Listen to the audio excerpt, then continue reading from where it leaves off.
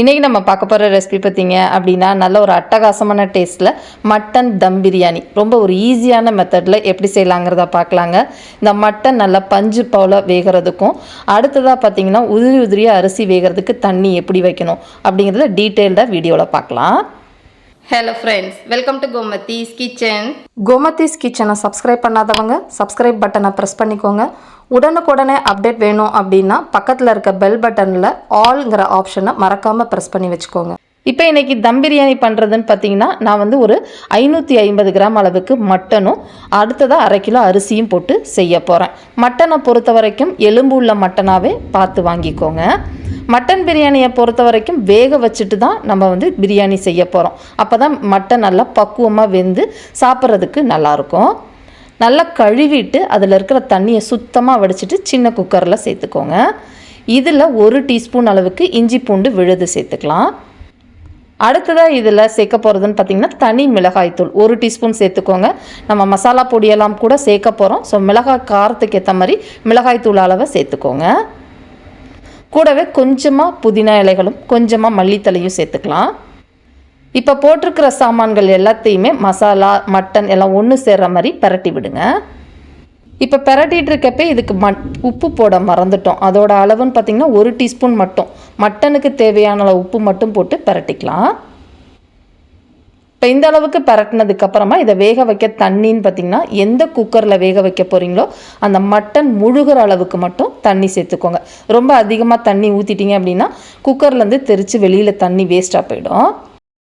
இப்போ இதை வேக வைக்கிறதுக்கு குக்கரை மூடி ப்ரெஷர் வச்சுட்டு மிதமான தீயில 4லேருந்து 5 விசில், ஒரு 3/4 வாசி மட்டன் வேகணும். மட்டனுக்கு ஏற்ற மாதிரி பக்குவமாக வேக வச்சு எடுத்து வச்சுக்கோங்க. மீடியம் ஃப்ளேம்லேயே வேக வைங்க. இப்போ அடுத்ததாக இந்த பிரியாணிக்கு அரிசியோட அளவு பார்த்துடலாங்க. நம்ம 550 கிராம் மட்டன் எடுத்துருக்குறோம். அதுக்கு 1/2 கிலோ அளவுக்கு பாஸ்மதி அரிசியில் தான் இன்றைக்கி செய்ய போகிறேன். மெஷரிங் கப்பில் ஒரு 2.5 கப்பு சேர்த்துருக்குறேங்க. மட்டன் கொஞ்சம் ஜாஸ்தியாக இருக்கிறப்ப டேஸ்ட் நல்லாயிருக்கும். அப்படி இல்லைன்னா ஈக்குவலாக கூட நீங்கள் எடுத்துக்கலாம். மட்டன் வேக வைக்கிறப்பே இதை கழுவி நீங்கள் ஊற வைக்கக்கூடாது. அது வெந்து விசில் அடங்கினதுக்கப்புறமா நம்ம அடுப்பில் பிரியாணி பாத்திரம் வைப்போம் பார்த்திங்களா, அப்போ கழுவிட்டு ஊற வச்சிங்கன்னா கரெக்டாக ஒரு 20 நிமிஷம் நல்லா ஊறி வந்துடும். இப்போ மட்டன் பிரியாணி பண்ணுறதுக்கு நல்லா ஒரு அடிகனமான பாத்திரமாக எடுத்து வச்சுக்கோங்க. சப்போஸ் பிரியாணி பாத்திரம் இல்லாத பட்சத்தில் நீங்கள் குக்கர் ஒரு 5லேருந்து 6 லிட்டர் குக்கர் கூட நீங்கள் எடுத்துக்கலாங்க. அதுலேயும் செய்யலாம். இப்போ இதில் 1/3 கப்பு, அதாவது 1/4 கப்புக்கு கொஞ்சம் கூட ஆயில் சேர்த்துருக்கிறேன். கூடவே 1 டேபிள் ஸ்பூன் நெய்யும் சேர்த்துக்கலாம். இதெல்லாம் நல்லா காஞ்சதுக்கப்புறமா இதில் ஹோல் கரம் மசாலா போட்டு தாளிக்க போகிறோம். 1 பிரிஞ்சி சேர்த்துக்கோங்க. 1.5 இன்ச் அளவுக்கு உள்ள பட்டை 3 பட்டை சேர்த்துக்கலாம். கூடவே ஒரு 7லேருந்து 8 கிராம்பு, 5லேருந்து 6 ஏலக்காய். அடுத்ததாக கடைகளை பார்த்திங்கன்னா கருப்பு ஏலக்கான்னு கடையில் கிடைக்கும். அது ரொம்ப நல்லா வாசனையாக இருக்கும். இருந்துச்சுன்னா 1 சேர்த்துக்கோங்க. கூடவே நட்சத்திர சோம்பு 1, அடுத்ததாக ஜாதி பத்திரி 1, 2 மராத்தி மூக்கும் சேர்த்துக்கோங்க. இப்போ போட்டிருக்கிற சாமான்கள் எல்லாமே நல்லா பொரிஞ்சு சவக்கணும். அப்போ தான் அந்த ஃப்ளேவர் நமக்கு பிரியாணியில் கிடைக்கும். இப்போ இந்த அளவுக்கு பொரிஞ்சு சவந்ததுக்கப்புறமா வெங்காயம் 220 கிராம் அளவுக்கு வெங்காயம், 2 பெரிய வெங்காயம் எடுத்துருக்குறாங்க. நல்லா சன்னமாக நறுக்கிட்டு சேர்த்துக்கோங்க. இப்போ இந்த வெங்காயத்தோடவே பார்த்திங்கன்னா கொஞ்சமாக புதினா தலையும் கொஞ்சமாக மல்லி இலையும் போட்டு வதக்கிறப்ப நல்லா இந்த வெங்காயத்தோட வதங்கும் இல்லையா, நல்ல வாசனை வரும். மிச்சத்தை பார்த்திங்கன்னா நம்ம தக்காளி போடுறப்ப சேர்த்துக்கலாம். இப்போ இதெல்லாம் நல்லா வதங்கட்டுங்க.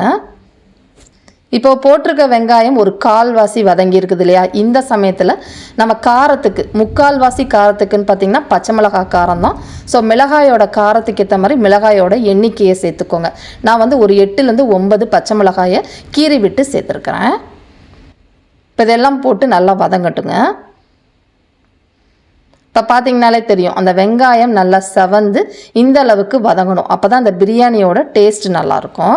இது வதங்கிறது மட்டும்தாங்க ரொம்ப நேரம் எடுக்கும். மற்றதெல்லாம் டக்கு டக்குன்னு நமக்கு ஆகிடும்.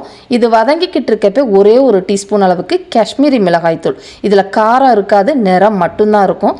இது போடுறப்ப அந்த பிரியாணியோட கலர் உங்களுக்கு நல்லா கிடைக்கும். இல்லாத பட்சத்தில் ஒரு 1/2 டீஸ்பூன் தனி மிளகாய்த்தூள் போட்டு கூட வதக்கிக்கலாம்.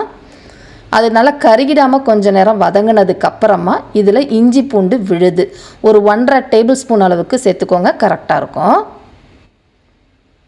இப்போ இந்த இஞ்சி பூண்டோட பச்சை வாசனை போகிற அளவுக்கு நல்லா வதக்கி விட்டுக்கலாம். இப்போ இந்த அளவுக்கு வதங்கி வந்ததுக்கப்புறமா இதில் தக்காளி பழம் 2 தக்காளி பெரிய சைஸில் எடுத்துருக்குறாங்க. வெங்காயம் சைஸ்லேயே தக்காளி இருந்ததுனால 2 எடுத்துருக்குறேன். சின்னதாக இருந்தது அப்படின்னா 4 தக்காளி, அதாவது 150லேருந்து 200 கிராம் அளவுக்கு தக்காளி சேர்த்துக்கணும். இப்போ இந்த தக்காளி வதங்கிக்கிட்டு இருக்கப்பே இந்த மசாலாவுக்கு மட்டும் தேவையான அளவு உப்பு ஒரு 1/2 டேபிள் ஸ்பூன் உப்பு சேர்த்துக்கிறேன். ஏற்கனவே மட்டனுக்கும் வேக வைக்கிறப்போ உப்பு சேர்த்துருக்குறோம். பிரியாணிக்கு நம்ம தண்ணிலாம் ஊற்றுனதுக்கப்புறம் செக் பண்ணிவிட்டு சேர்த்துக்கலாம். இப்போ இது வதங்கிக்கிட்டு இருக்கப்பே மல்லித்தலையும் புதினா தலையும் மிச்சம் இருக்குது பார்த்திங்களா, அதை சேர்த்துக்கலாம். அதாவது புதினா மல்லி ரெண்டுமே 1/2 கைப்பிடி இருந்தால் கரெக்டாக இருக்கும் அளவுக்கு.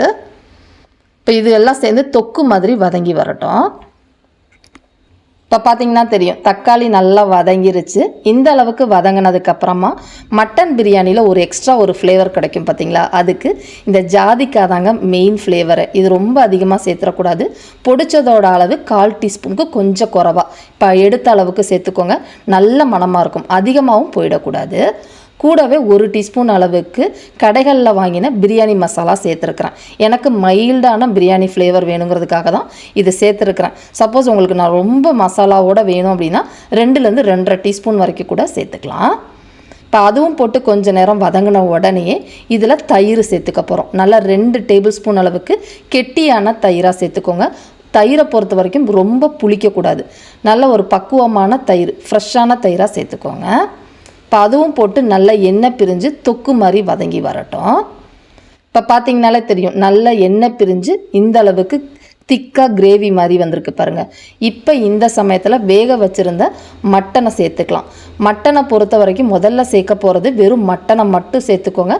தண்ணி நம்ம பிறகு சேர்த்துக்க போகிறோம். அதாவது நம்ம இந்த பிரியாணிக்கு தேவையான தண்ணி ஊற்றுவோம் பார்த்திங்களா, இந்த தண்ணியை ஊற்றி தான் வேக வைக்க போகிறோம். இப்போயே தண்ணியை ஊற்றிட வேண்டாம். இப்போ இந்த மசாலாவோட இந்த மட்டனையும் நல்லா கொஞ்சம் நேரம் பெரட்டி விடுங்க. மட்டனை பொறுத்த வரைக்கும் முழுக்க வேக வச்சிட்டிங்கன்னா இந்த மாதிரி வதங்கி தம் போடுறப்ப ரொம்ப உதிர்ந்து போன மாதிரி ஆகிடும். அதனால் 3/4 வேக வச்சுட்டு இதில் வதக்கிறப்ப உங்களுக்கு பக்குவமாக வெந்துடும். இப்போ பார்த்திங்கன்னா நல்லா கெட்டியாக எல்லாம் ஒன்று சேர வந்துருச்சு இல்லையா. இப்போ தண்ணி சேர்த்துக்கலாம். தண்ணியோட அளவுன்னு பார்த்திங்கன்னா எடுத்த கப்பு, நீங்கள் மெஷரிங் கப் எடுத்திருந்தாலும் சரி, டம்ளரில் எடுத்திருந்தாலும் சரி, அதில் நீங்கள் அளந்துக்கோங்க. 1 கப்பு அரிசிக்கு 2 பங்கு அளவுக்கு தண்ணி ஊற்றணும். கரெக்டாக அரிசி வந்து 20லேருந்து 25 நிமிஷம் ஊறி இருந்துச்சு அப்படின்னா சரியாக இருக்கும். இதே அளவு தாங்க சீரக சம்பா அரிசிக்கும், ஆனால் ஊற வைக்கிறது ஒரு 10-15 நிமிஷம் ஊற வச்சா போதும். இப்போ நம்ம வேக வச்ச தண்ணி 2 கப்பு இருந்துச்சு, மிச்சத்துக்கு தண்ணி சேர்த்துக்கிறேன். இப்போ நம்ம வந்து பார்த்திங்கன்னா 2.5 கப் அளவுக்கு அரிசி எடுத்துருந்தோம் இல்லையா, அதுக்கு நான் 4.5 கப் அளவுக்கு மட்டும்தான் தண்ணி சேர்த்துக்க போகிறேன். ஏன்னா இதில் மசாலாவிலையும் தண்ணி கொஞ்சம் இருக்குது பார்த்திங்களா, அது ரொம்ப தண்ணி ஆயிடுச்சு அப்படின்னா குழ குழன்னு ஆகிடும். அதனால் 4.5 கப்பு சேர்த்துக்கிறேன். நீங்கள் ஊற்றுற தண்ணியில் ஒரு 1/2 கப்பு கம்மியாக சேர்த்துக்கோங்க, கரெக்டாக இருக்கும். இப்போ இதெல்லாம் சேர்த்து நல்லா கலந்துட்டு இந்த டைம் தண்ணி எடுத்து டேஸ்ட் பண்ணி பாருங்கள். 1 கல் உப்பு கூட இருக்கணும். அந்த மாதிரி இந்த தண்ணியில் கொஞ்சம் உப்பு கூட இருக்கிறப்ப தான் அரிசி வெந்து சாதமாகறப்ப பிரியாணியோட அந்த உப்பு அளவு கரெக்டாக இருக்கும். இப்போ நம்ம போட்டது பத்தலை, அதனால் 1 டீஸ்பூன் சேர்த்துக்கிறேன். நீங்கள் செக் பண்ணிவிட்டு எவ்வளோ வேணுமோ அதுக்கேற்ற மாதிரி சேர்த்துக்கோங்க. கூடவே இதில் எலும்புச்சம்பளம் சாறு, சின்ன எலும்புச்சம்பளமாக 1 எலும்புச்சம்பளம் எடுத்து பிழிஞ்சதோட அளவு ஒரு 3/4 டேபிள் ஸ்பூன் அளவுக்கு அந்த சாறு சேர்த்துக்கிறேன். இப்போ இதையெல்லாம் சேர்த்து நல்லா கலந்துட்டு திரும்ப ஒரு தடவை அந்த புளிப்பு உப்பெல்லாம் கரெக்டாக இருக்கான்னு பாருங்கள். எனக்கு கரெக்டாக இருக்குது. இந்த டைம் இதை தண்ணியை வந்து கொஞ்சம் நேரம் கொதிக்க விடுங்க. இப்போ பார்த்திங்கன்னா தண்ணி நல்லா தளதளன்னு இந்த மாதிரி கொதிச்சிடணும். இப்போ ஒரு தீயை வந்து மீடியத்துக்கும் லோக்கும் நடுவில் வச்சுட்டு நம்ம ஊற வச்ச அரிசியிலேருந்து தண்ணியை சுத்தமாக வடிச்சிட்டு அப்புறமா சேர்த்துக்கோங்க. அப்போ தான் நம்ம சொன்ன அளவு தண்ணி வந்து கரெக்டாக இருக்கும். நல்லா பக்குவமாக அந்த சேமியா மாதிரி உங்களுக்கு பிரியாணியும் வெந்து வரும். இதை போட்டுட்டு கொஞ்சம் மெதுவாக கலந்து கொடுங்க. அரிசி ஊறினதுக்கும் ரொம்ப வேகமாக கலந்துட்டிங்கன்னா உடஞ்சி போயிடும். இப்போ நல்லா இந்த அளவுக்கு கலந்ததுக்கப்புறமா ஒரு கொதி வரட்டும், தம் போட்டுக்கலாம். சில டைம் அரிசியும் தண்ணியும் மேலாக்கில் வந்ததுக்கப்புறம் தம் போடுவாங்க. இப்போ நான் சொல்கிற மெத்தடு கொஞ்சம் ஈஸியாக இருக்கும் உங்களுக்கு. ஒரு கொதி வரப்பையே மேலே அலுமினியம் ஃபாயிலோ இல்லை ஒரு ஈரத்துணியோ வச்சுட்டு மேலே நம்ம வந்து கரெக்டான டைட்டான மூடியாக தாங்க வைக்கணும். சைடில் வந்து ஆவி போகக்கூடாது, அப்போ தம் ஆகாது. இதுவே நீங்கள் குக்கர்லனா நீங்கள் ரப்பர் பெல்ட் போட்டு மூடிட்டு 2 விசில் விடுங்க, கரெக்டாக வெந்துடும். இப்போ இதை வந்து நான் ஒரு சப்பாத்தி கல்லோ தோசைக்கல்லோ நல்லா சூடு பண்ணிவிட்டு அதுக்கு மேலே இதை வைக்க போகிறேன். இந்த மாதிரி வைக்கிறப்ப உங்களுக்கு டக்குன்னு அடி பிடிக்காது. டைரெக்டாக அடுப்பில் வைக்கிறத விட அந்த பிரியாணி மூடி மேலேயும் ஒரு டைட்டாக ஒரு மூடி போட்டுட்டிங்கன்னு வச்சுக்கோங்களேன், சைடில் வந்து உங்களுக்கு ஆவி சட்டுன்னு வெளியில் போகாது. இப்போ மீடியத்துக்கும் லோக்கும் நடுவில் அடுப்பை வச்சு கரெக்டாக 25 நிமிஷம் டைமர் ஆன் பண்ணிவிடுங்க. நமக்கு பக்குவமாக வெந்து வந்துடும். இப்போ பார்த்தீங்கன்னா கரெக்டாக 25 நிமிஷம் அடுப்பை ஆஃப் பண்ணிவிட்டு ஒரு 5 நிமிஷம் அப்படியே விட்டுட்டேன். ஸோ இப்போ வந்து 30 நிமிஷம் ஆயிடுச்சு. ஓப்பன் பண்ணி பார்க்கலாம். இந்த மேலே இருக்கிற அலுமினியம் ஃபாயில் எடுக்கிறப்ப மட்டும் கொஞ்சம் ஜாக்கிரதையாக எடுங்கங்க. ஃபஸ்ட்டு லைட்டாக பிரித்து விட்டுட்டு ஆவி நம்ம கையில் அடிச்சிடாத மாதிரி மெதுவாக அந்த மாதிரி எடுத்து விட்டுருங்க. உங்களுக்கு ஓப்பன் பண்ணி பார்த்தோன்னே இந்த மாதிரி தான் இருக்கும். இதனால் தண்ணி அதிகமாகிடுச்சுன்னு பயப்பட வேண்டாம். எல்லாத்தையும் அந்த ஓரமான ஷார்ப்பாக ஒரு கரண்டியை வச்சு கிளறி விட்டீங்க அப்படின்னாலே தெரியும். கொஞ்சம் கூட அடி பிடிச்சிருக்காது. நல்லா உதிரி உதிரியாக சேமியா மாதிரி பக்குவமாக வெந்திருக்கு பாருங்கள். ரொம்ப ட்ரையாகவும் இருக்காது, ரொம்ப வந்து குழப்பாகவும் இருக்கும். அது ரொம்ப நல்லா டேஸ்ட்டாக இருக்கும். கட்டாயமாக இந்த மெத்தடில் ட்ரை பண்ணி பாருங்கள். ரொம்ப ஒரு ஈஸியான ரெசிபியும் கூட. இப்போ எல்லாத்தையுமே நல்லா கலந்து விட்டுட்டு உங்களுக்கு காட்டுறேன். நல்லா பாருங்கள், அரிசி நல்லா பஞ்சு மாதிரி வெந்திருக்கு பார்த்தீங்களா? கரெக்டாக சாஃப்டாகவும் இருக்கும். இப்போ பக்கத்தில் உங்களுக்கு மட்டனை காட்டுறேன் பாருங்கள். மட்டன் வந்து ரொம்ப குழஞ்சும் போயிருக்காது, வேகாமையும் இருக்காது. நல்லா சாஃப்டாக பஞ்சு மாதிரி வெந்திருக்கு பார்த்தீங்களா?